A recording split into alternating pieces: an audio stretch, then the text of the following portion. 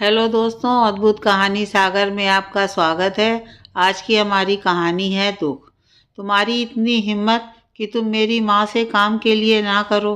तमीज़ भूल गई हो बिल्कुल। चलो उठो उसी समय और माँ से माफ़ी मांगो। अमन चिल्लाते हुए अपनी पत्नी विशाखा से बोला। अमन, तुम देख रहे हो कि मेरी तबीयत ठीक नहीं है, उसके बावजूद तुम्हें अपनी माँ ही सही लग रही हैं। मैंने उनसे कुछ भी गलत नहीं कहा, तो मैं माफ़ी क्यों मांगूं?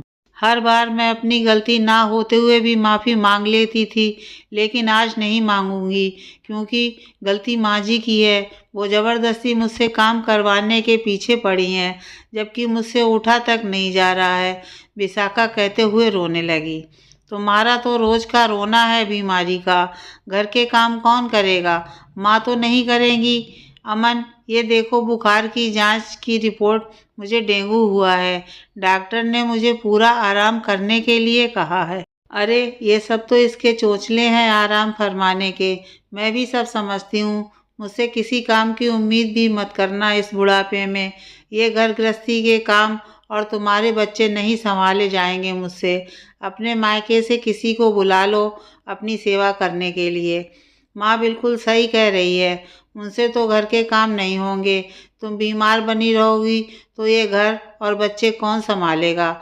माँ, मेरे बच्चे और मुझे नहीं संभाल सकती, लेकिन अपने आप को और अपने बच्चे यानी तुम्हें तो संभाल सकती हैं। मैं अपनी देखभाल के लिए अपने मायके से किसी को क्यों बुलाऊं? जब भली चंगी रहूं, घर के सारे काम करूं, तब तो सारे सुख आप लोग उठाएं। जब बीमार पड़ूं तो पति सास सब किनारा कर लें और मायके वाले आकर संभालें। अमन, माँ जी का तो समझ में आता है, वो बहू का दर्द नहीं समझती, लेकिन तुम तो मेरे पति हो। जब मैं तुम्हारा दुख दर्द समझ सकती हूँ, तो तुम क्यों नहीं समझ सकते? फिर कैसा हमारा जीवन साथी का रिश्ता? मैं सही रहती हूँ तो पूरे घर का काम करती ही हूँ, लेकिन आज सच में मेरी तबीयत खराब है, तभी मैंने माँ जी को खाना बनाने के लिए मना कर दिया। तबीयत खराब होने के बाद भी मैंने घर के सभी काम निपटाए, लेकिन खाना बनाते समय चक्कर आने लगे तो छोड़कर कमरे में आकर लेट गई। उस समय भी मैं माँ को बताकर आई थी, लेकिन उन्होंने आपको नमक मिर्च लगाकर बताया। ऐसा दिखाया कि मैं जानबूझकर बीमारी का बहाना बनाकर पड़ी हूँ। बताते हुए विशाखा फपक कर रोने लगी और बेहोश हो गई। अमन उसे देखकर घबरा गया और आगे बढ़कर उसे उठाने के लिए हाथ लगाया तो सच में उसे बहुत तेज बुखार था।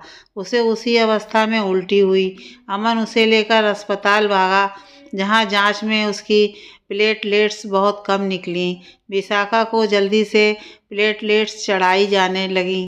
प्लेटलेट्स चढ़ाए जाने के बाद जांच हुई तो पता चला कि प्लेटलेट्स बढ़ ही नहीं रही हैं। डॉक्टर अमन के पास आए और बोले, ये सुबह यहाँ बुखार की जांच करवाने आई थी, तब उसमें डेंगू की पुष्टि हुई थी। मैंने इनको दवाइयाँ लिखकर दी थी और आराम करने को कहा था। अचानक से इनकी तबीयत इतनी कैसे बिगड़ गई? लगता है इन्होंने बुखार की हालत में भी आराम नहीं किया, इसलिए इनकी तबीयत बिगड़ गई। अब तो भगवान से प्रार्थना करिए कि इनकी प्लेटलेट्स बढ़ें, तभी इन्हें बचाया जा सकता है। डॉक्टर साहब की बात सुनकर अमन को विशाखा की बातें याद आने लगीं कि वो किस तरह वो रो रो कर अपनी बात कह रही थी, लेकिन वो कुछ सुनने को तैयार नहीं था।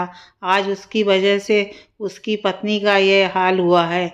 क्या घर के काम उसकी जान से ज़्यादा ज़रूरी हो गए? माँ एक दिन भी घर के काम नहीं संभाल सकती? सोचते सोचते वो भी रोने लगा और हाथ जोड़कर ईश्वर से प्रार्थना करने लगा। हे ईश्वर, बस एक मौका दे दीजिए, मेरी विशाखा को ठीक कर दीजिए, फिर मैं कभी ऐसी गलती नहीं करूँगा। उसके बिना तो मैं सच में ये घर और बच्चे नहीं संभाल सकता। तभी उसे अपने कंधे पर माँ का हाथ महसूस हुआ, तो उसने उनका हाथ झटक दिया और कहने लगा, माँ, आपके साथ मैं भी विशाखा का अपराधी हूँ।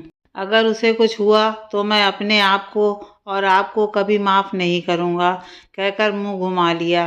तभी नर्स ने आकर बताया कि आपकी पत्नी की स्थिति अब काबू में है, उनकी प्लेटलेट्स बढ़ रही हैं। अमन और उसकी माँ जल्दी से विशाखा के पास गए और हाथ जोड़कर माफ़ी मांगने लगे। हमें माफ़ कर दो विशाखा, तुम्हारे कहने के बाद भी हम तुम्हारी तकलीफ़ नहीं समझे।